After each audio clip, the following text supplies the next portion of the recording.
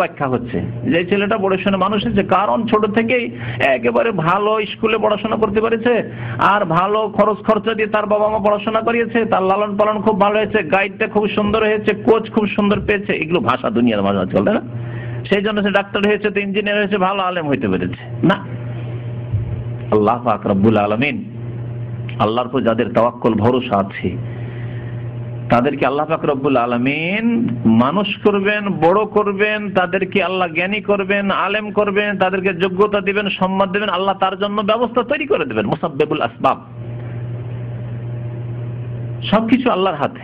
কাকে কার দ্বারা লালিত পালিত করবেন এই কাজ আল্লাহ। এজন্য প্রথম দেখুন রাসূলুল্লাহ সাল্লাল্লাহু আলাইহি ওয়াসাল্লামের জীবনী। দুনিয়ায় আসার আগে কি হচ্ছে? আব্বার ইন্তেকাল হয়ে যাচ্ছে।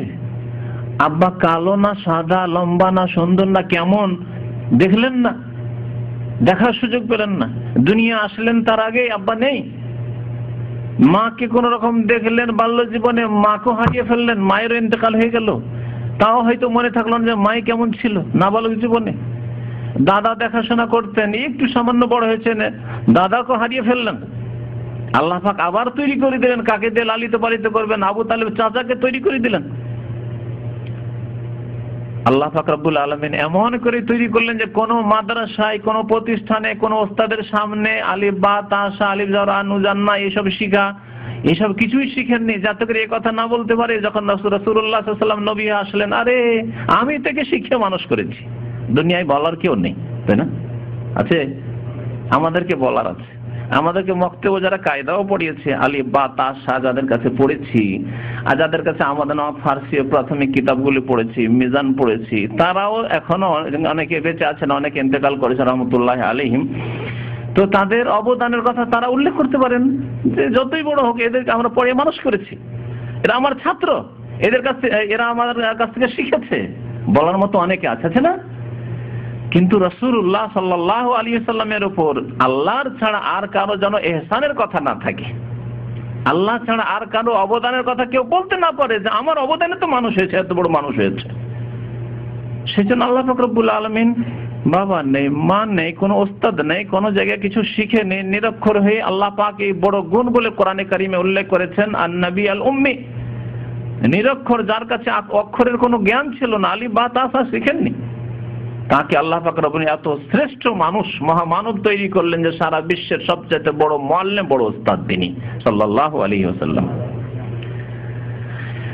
তো ইমাম বুখারী রাহমাতুল্লাহ আলাইহি বাল্য জীবনে পিতাকে হারিয়ে ফেললেন, তার পিতার ইন্তেকাল হয়ে যায়।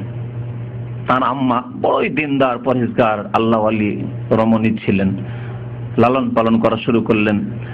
স্বামী থেকে যে সামান্য কিছু টাকা পয়সা পেয়েছিলেন, যা পেয়েছিলেন তা তার পড়াশোনাতে সমস্ত খরচ করে দিলেন। তারপরে একবার তার আম্মা হজের ইচ্ছা করলেন, হজে গেলেন। তার এক বড় ভাই ছিল, ইমাম বুখারী রাহমাতুল্লাহ আলাইহির বড় ভাই, তার নাম ছিল আহমদ। ইমাম বুখারীর নাম কি বললাম? মুহাম্মদ। আর তার বড় ভাইয়ের নাম ছিল আহমদ, সাবালক হয়েছিলেন তিনি তার আম্মাকে নিয়ে আর ইমাম বুখারী মুহাম্মদকে নিয়ে চললেন হজে। কোথা থেকে হজে বেরিয়েছেন চিন্তা করুন, কোথায় আজকের হজ আর কোথায় তখনকার হজ? হ্যাঁ, কোথা থেকে হজে বেরিয়েছেন? বোখারা থেকে, উজবেকিস্তান থেকে। উজবেকিস্তান, আজারবাইজান, আফগানিস্তান, ইরান এইসব করে ইরাক পার হয়ে, এইসব বিশাল মরুভূমি পার হয়ে, না রাস্তা না ঘাট, কিভাবে এসছেন চিন্তা করুন তো। এরোপ্লেন ছিল, পানি জাহাজে, ওটের পিঠে চেপে, ওটের পিঠে সফর। জি, হাজার হাজার মাইল সফর করে মক্কাতুল মুকাররমা পৌঁছিলেন, মায়ের সাথে, বড় ভাইয়ের সাথে হজে পৌঁছিলেন। মক্কা এসে যখন হজ শেষ হয়ে গেল, হজ করে তার আম্মা, তার বড় ভাই, তারা বলে দেশে যাই। তিনি বললেন যে আমি আর দেশে যাব না, এই মক্কাতে, মদিনায় থেকে আমি ইলম শিখব। থেকে গেলেন। বলছেন হাফিজ বিন হাজার রাহমাতুল্লাহ আলাইহি তার জীবনী সম্পর্কে, ফাআকামা বিমাক্কাতা মুজাওয়িরান লিতালাবিল ইলমি, মক্কায় তিনি অবস্থান করলেন ইলম তলব করার উদ্দেশ্যে, ইলম শিখব, এখানে দ্বীন শিখব।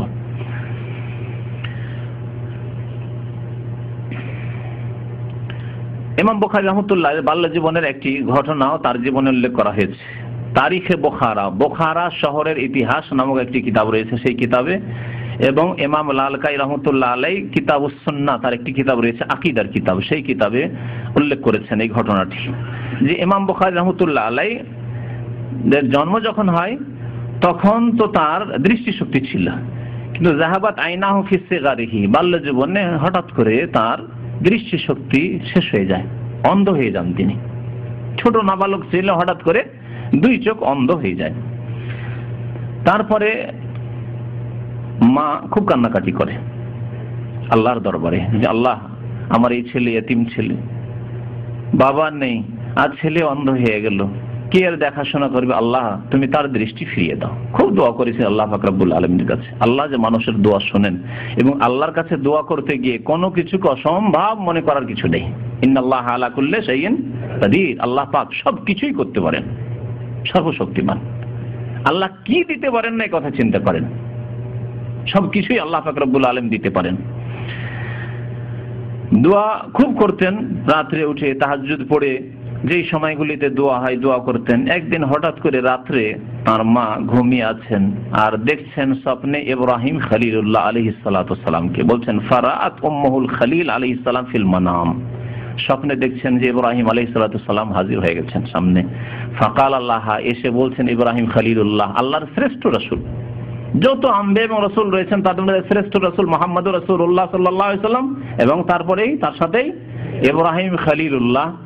জি, তো ইব্রাহিম আলাইহিস সালাতু সালামকে স্বপ্নে দেখছেন যে তিনি এসে বলছেন সেই মহিলাকে, অর্থাৎ ইমাম বুখারী রাহমাতুল্লাহ আলাইহির মা তাকে, ইয়া হাযিহি, হে মহিলা, কাদ রাদ্দাল্লাহু আলা ইবনাকি বাসারাহু বিকাসরাতি দুআইকি, আল্লাহ পাক তোমার ছেলের দৃষ্টি শক্তি ফিরিয়ে দিয়েছেন তোমার অধিক দুয়ার কারণে।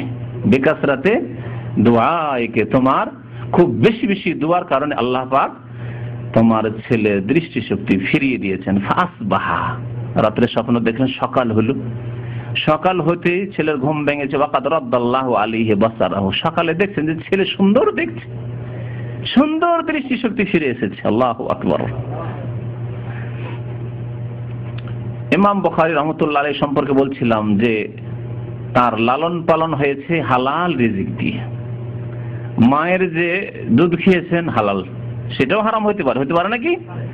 আপনার স্ত্রীকে যদি আপনি হারাম পরান, হারাম খাওয়ান, হারাম অলংকার দেন, হ্যাঁ, আর তারপরে আপনার বাচ্চা দুধ খাচ্ছে আপনার স্ত্রী, তাহলে হারাম দুধ খায় না? কারণ আপনার স্ত্রী হারাম পরে, হারাম খায়, হারাম ঘুমায়, হারাম বিল্ডিং, হারাম পয়সার বিল্ডিং, সুদের বিল্ডিং, ঘুষের বিল্ডিং, চুরি করা পয়সা, হারাম এখানে ফিল্ম টিনি এই করে ওই স্ক্র্যাপের হালা, চুরি করা লোহা ইত্যাদি সব ব্যবসা করে টাকা পয়সা পাঠিয়ে যদি ঘর বাড়ি তৈরি করেন, সেখানে ঘুমায় আরামে আপনার স্ত্রী, তাহলে আপনার ছেলে যে স্তন্য পান করছে আপনার স্ত্রীর, তো তা তো হারাম খাচ্ছে, হারাম দেওয়া হচ্ছে। হারামের কুপ্রভাব রয়েছে, হারাম ভক্ষণের, হারাম রিজিকের কুপ্রভাব রয়েছে, আর হালাল রিজিকের বরকত রয়েছে। হালাল রিজিকের বরকত রয়েছে। তার জীবনী সম্পর্কে যারা তার জীবনী লিখেছে বলছে ওয়াকাদ রুব্বিয়া বিল হালালিত তাইয়্যিব, তার লালন পালন হয়েছে হালাল পাক রিজিক দ্বারা। তার মা হালাল খেয়েছেন, তার বাবাও হালাল খেয়েছেন, জন্ম হয়েছে। তারপরে শুরু থেকে শুরু করেন তার একটু আগে গিয়ে যে এই যে বীর্য, যে বীর্য থেকে প্রত্যেক মানুষ তৈরি হয়েছেন আদম আলাইহিস সালামের পরে, হাওয়া আলাইহিস সালামের পরে আল্লাহ পাক এই নিজাম তৈরি করেছেন। প্রত্যেকে এই নুতফা থেকে, বীর্য থেকে তৈরি হয়েছেন। যেই ব্যক্তি হারাম খাবে, তারপরে বীর্য তৈরি হবে, বীর্য যাবে, তারপরে গর্ভধারণ করবে তার স্ত্রী, এখান থেকেই তো হারাম শুরু হইল। হারাম খেয়ে দিয়ে স্বামী স্ত্রী মিলন হইলো, তাহলে সেখান থেকে তো হারাম শুরু হইলো। আল্লাহ পাক রব্বুল আলামিন মায়ের পেটে যখন বাচ্চা থাকে, গর্ভে থাকে, তখন বাচ্চার জন্য কি রিজিক রেখেছেন? রক্ত। এই যে মাসিক বন্ধ হয়ে যায়, মাসিক রক্ত তখন নাড়ি দিয়ে যাচ্ছে, যায় না? নাড়ি কাটে না বাচ্চা হয় তখন?